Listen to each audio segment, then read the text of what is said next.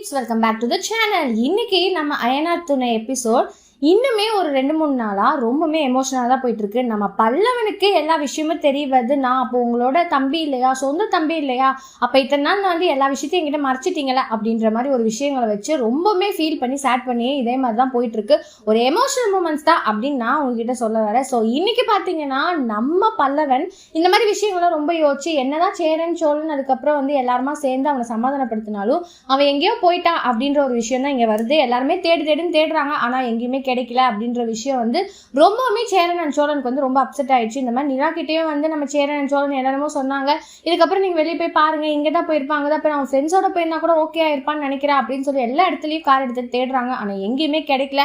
நம்ம பல்லவனோட ரொம்ப emotional moments தான் இந்த 3 நாள் கட்டாங்க. அவனோட ஆக்டிங்னாலும் சரி, அவரோட இதனாலும் சரி ரொம்பவுமே ரியலிஸ்டிக்காக மாதிரி காட்டியிருக்காங்க. ஸோ நாளைக்கு மேபி அவரை சீக்கிரமாக கண்டுபிடிக்கலாம்.